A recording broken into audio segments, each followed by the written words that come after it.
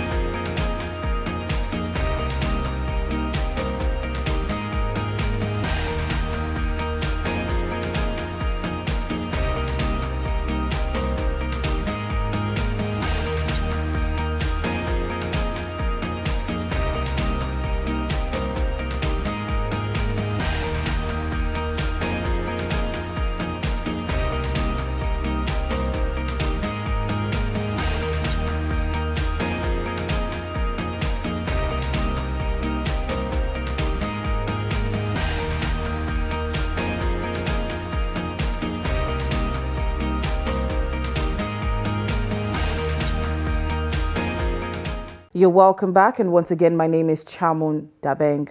Now, just before the year ran out, on the 31st of December 2021, President Muhammadu Buhari signed the 2022 budget. Now, while signing the budget, the president expressed his displeasure with some of the changes made by the Senate on the budget. Today, we're going to be taking a look at the 2022 budget. Now, joining me to have this discussion today is economist and financial analyst Stephen Nwachukwu. You're welcome to the show. Thanks for having me once again. All right, so the budget was signed a day basically into the, before the new year 2022. Now, what would you say about the budget? Oh, well, about the signing on 31st of December 2021, I think the government tried to maintain a cycle of a budget year, January to December. I think that was the essence of trying to make sure they beat the time to sign it by the end of the year. Now, President Muhammadu Buhari was actually displeased with some of the changes that was made to the 2022 budget by the Senate. And some of them include an increase in projected federal government independent revenue by 400 billion naira, a reduction in the provision for sinking fund to retire maturing bonds by 22 billion naira, and reduction of the provision for the non-regular allowances of the Nigerian police force and the Nigerian Navy by 15 billion naira and 5 billion naira respectively, all without any explanation. Now, taking a look at the fact that, there was a reduction in the non-regular allowance of the Nigerian police force and the Nigerian Navy, what would you say about this? Well, let me look at it from this point. Let's look at it from the appropriation bill as it were. Who has the powers to actually prepare the budget and send to the National Assembly? It's a two-way thing. The legislature has the power to make amendment and do the appropriation, while the executive has the exclusive right to prepare it itself. Now, for those who, is neither here or there, for those who argue on behalf for the federal government, that is the executive, and those who support the legislator, both of them has the constitutional power to alter the budgets at its will. As it is now, the Mr. President still has the constitutional power to return the same budget to the National Assembly, stating the areas he needed to be amended. It's an act of the National Assembly. Which he said he would actually do once the he National would Assembly definitely resumes. would do it. He can do it from the point of supplementary budget. He can do a supplementary budget, and he can also do it as it were, return it as a whole back to the National Assembly to alter those changes. But let's look at it from the point of those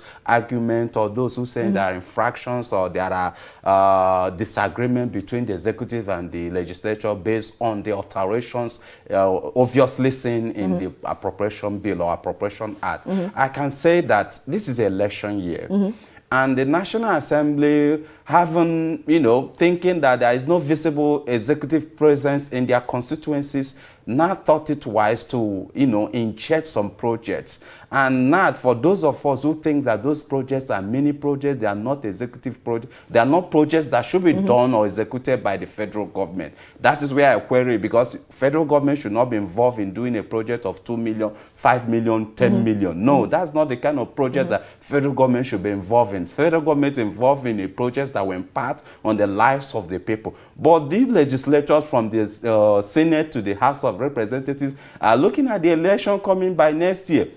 So they need to do some empowerment. So that's why you're seeing some of those mini projects that are introducing. Some are electrification, some are empowerment. It can come in any form. It can come and buying bicycles for their constituents. It can come and buying motorcycles. Some can even buy sewing machines and all what you, just to empower. So the word empowerment is ambiguous in the sense that you cannot specifically say exact projects that this empowerment is. It can be anything. They can translate it to even training and retraining of teachers, or training of, they can do anything with empowerment. That's why we query, and huge sums of money are budgeted in this sense. Like I said, it's an election year. They want to feel the impact of their constituencies. They want their constituencies so basically, they're just using the budget as the opportunity to get that done. That is the abuse on that sense of it. It's an abuse of that very exclusive right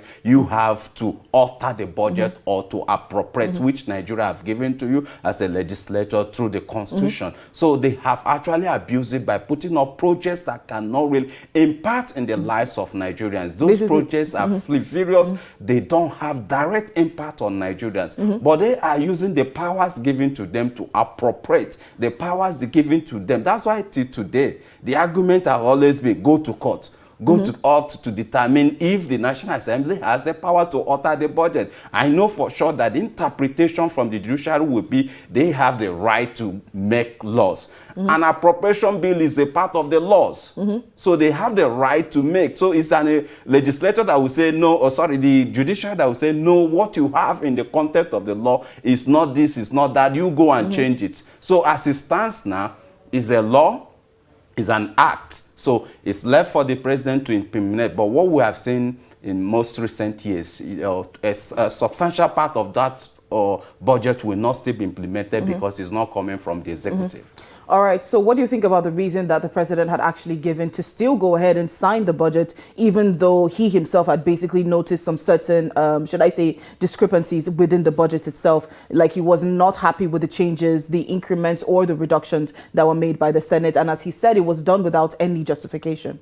Well, like I said, the government wants to maintain a budget cycle of January to December, and the time between the periods that the National Assembly passed this budget and translate this budget to him, he has some few days, so he couldn't have done much about it. So he needed to maintain that budget was signed in that the budget, they just wanted to maintain that budget cycle of January to December. So that was why he quickly signed it and raises his eyebrows or raises the areas that he feels that are alterations, that are changes and all that. So like I said, he still have that power. He still has that right to return same budget, to return such bill or act to the National Assembly requesting amendment in these areas. He must have stated why should we have done this, do that, and all that. So he has the exclusive right to do so. But as it stands, it's an act of the National Assembly and it's implementable, and the federal government and all agencies are kind of compelled by law to implement whatever is found in that budget. All right, so basically he has veto power at the end of the day. Well, the veto power, he refused to exercise it, or not to sign the budget. It's actually the National Assembly that has the veto power to say, I will not, if you refuse to, I will veto your power. So as it stands now, there is no such scenarios. We had rather where we should have been thinking of such is in the Electoral Act, where the federal government refused to, the presidency, Mr. President refused to sign the Electoral Act, and we are calling on, Nigerians are calling on the National Assembly to veto the power of the president. But in this budget, it's already signed. Like I said, it's an act. It's just like any other pieces of law we have. As we speak, the budget is like any other pieces of law we have. So we have an appropriation law that will run between January 1st of 2022 to 31st of December. That's the last span of that law. Between January 1st to 31st of December 2022. So it's already a law. All right. We'll take a short break, and when we come back, we'll continue our discussion on the 2022 budget. Don't go anywhere.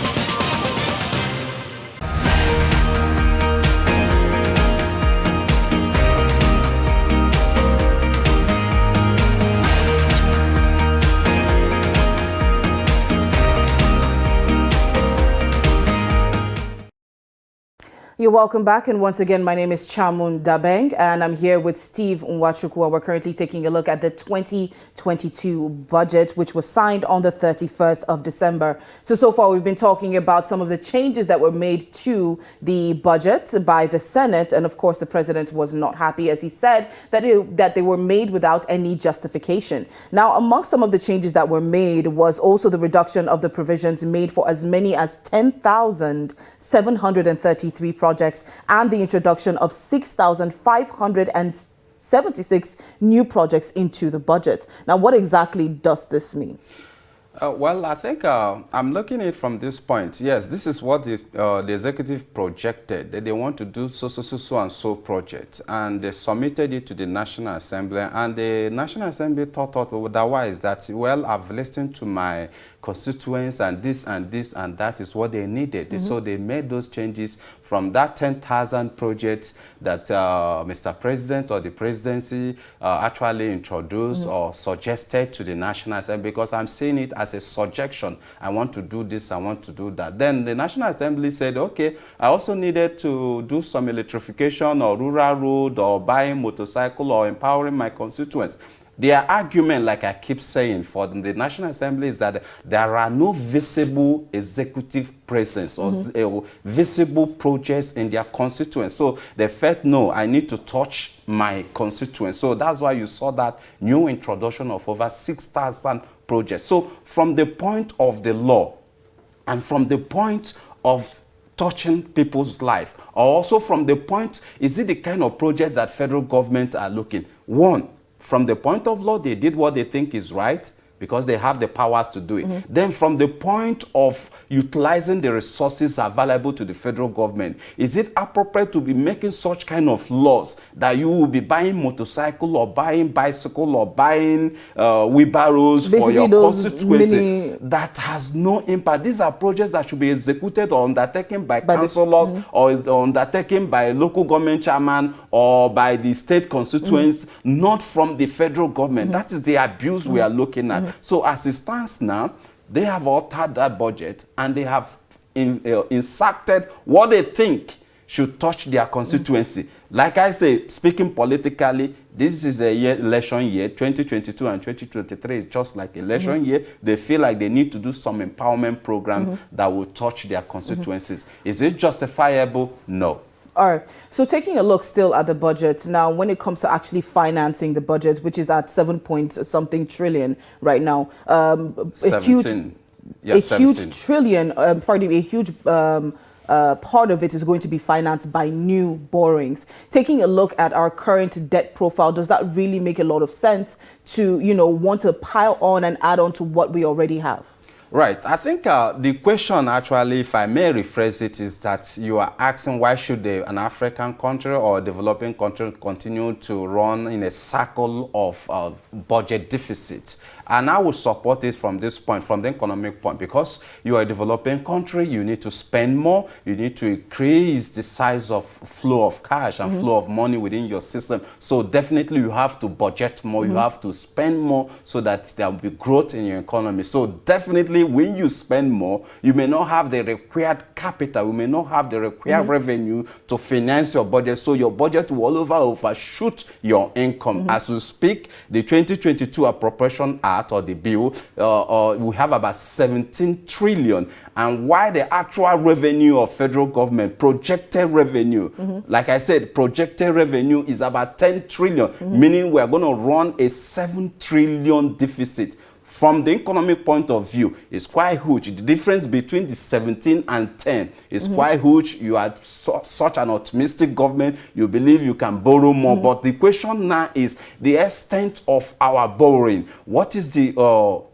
GDP ratio to the debt ratio we have? What is the size of our economy? What is the size of revenue? Just like we have now. The last 2029 and 2020, we had a revenue collection, a total revenue collection of 4.7 trillion. In 2020, we had, in 2019, we have 4.7, and in 2020, we had about 4.9 trillion. Now, in 2021, is projected to be within the 5 trillion to 5.4 trillion because of constant devaluation of Naira. Now, the question is, in 2022, you projected a revenue collection of 10 trillion, while you have never attained 7 trillion. You have never attained 8 trillion, and you went ahead to projected that you have a revenue collection of 10 trillion. That's why you are having this gap. Last budget, we had about 13 trillion. Now you moved it up to 17 trillion. Well, is it realistic? I said those figures are not realistic. You are just being overambitious. Overambitious in the sense that your actual revenue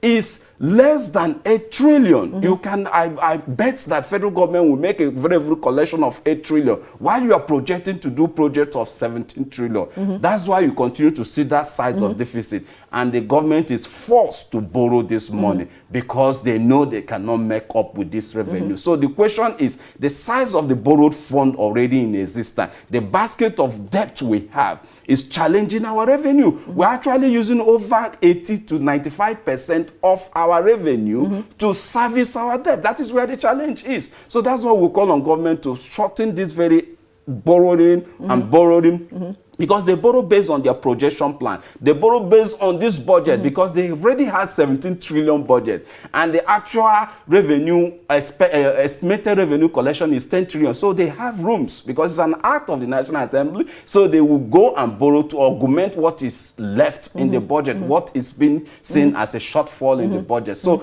that is the argument from the side of the government, because you have a budget of 17 trillion and your revenue is about 10 trillion. I need to borrow 7 trillion to augment the shortfalls. Yeah.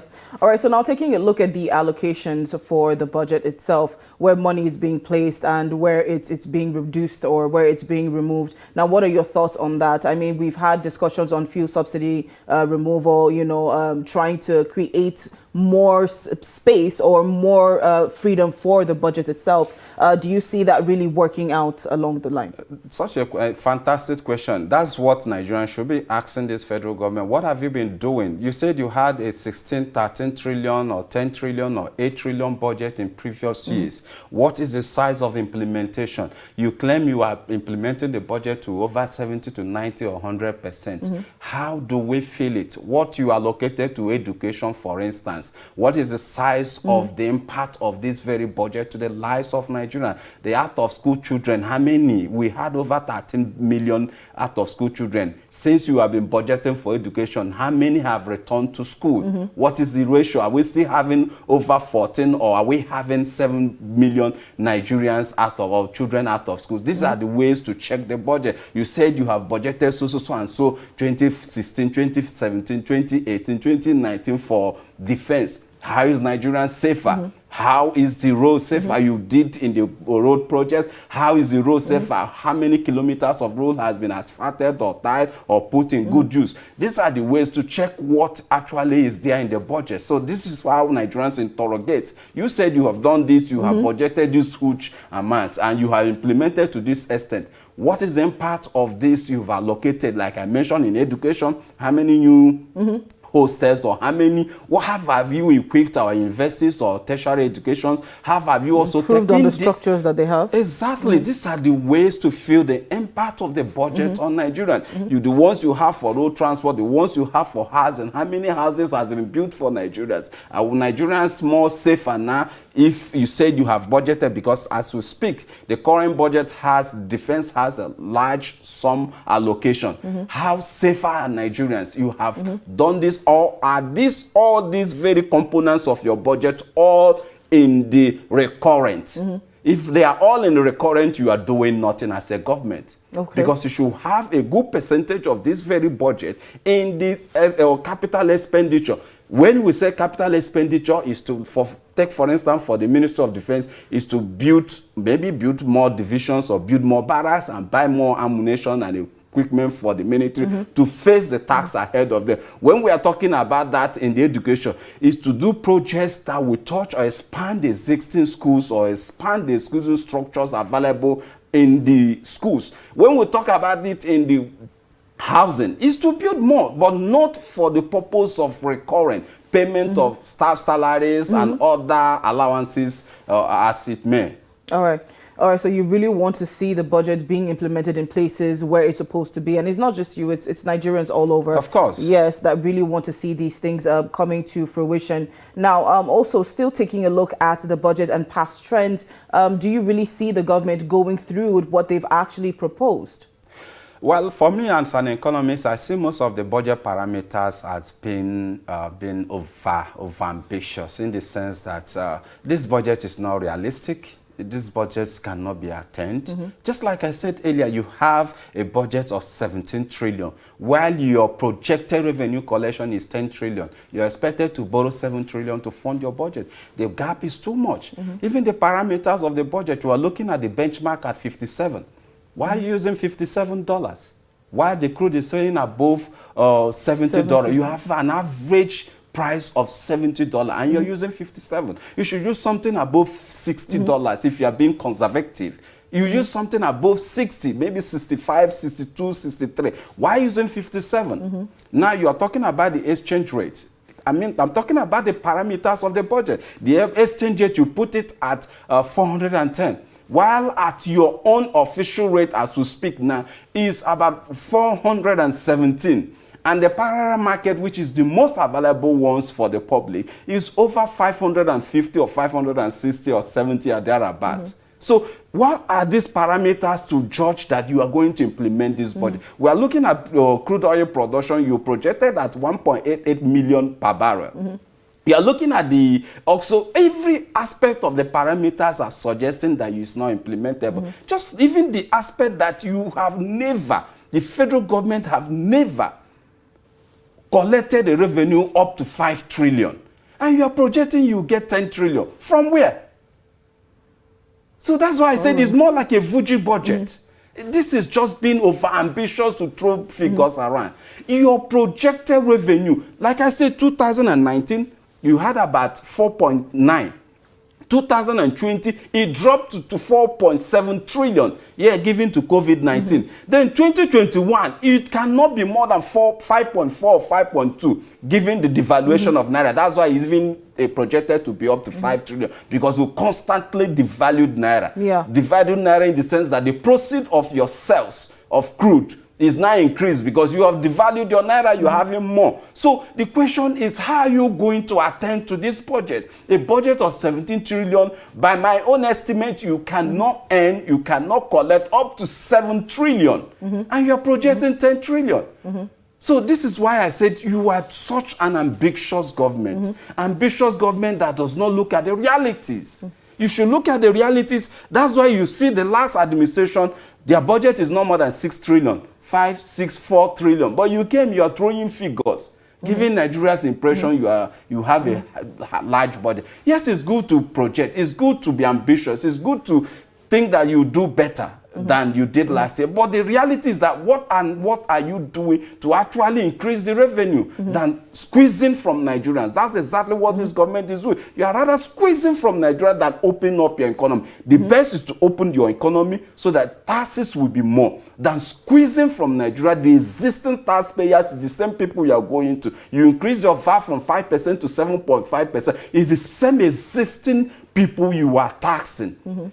Open up your economy so that there will be more flow of more economic activities and grow your economy and return revenue as tax to the government so that you have more to spend than squeeze from the existing people. That's where they have the challenge. They think that the best is to squeeze from the existing taxpayers than to expand and grow the economy so that you have more people in the tax net. All right. Thank you very much. Unfortunately, we don't have enough time to continue on the discussion. But yes, like my guest rightfully said, the people want to see how the budget is actually being implemented. They want to know that where allocations are being placed, they're actually being utilized to its full potential. Well, thank you so much to my guests in the studio for being a part of the show. Thanks, and to our viewers out there, thank you so much for watching. Please do follow us on our social media platforms. You can find us on Instagram, Facebook, and YouTube. Just look us up on Trust TV. You definitely find us there. Well, once again, my name is Chamun Dabeng. Come back again for more Business Daily. Let's talk numbers.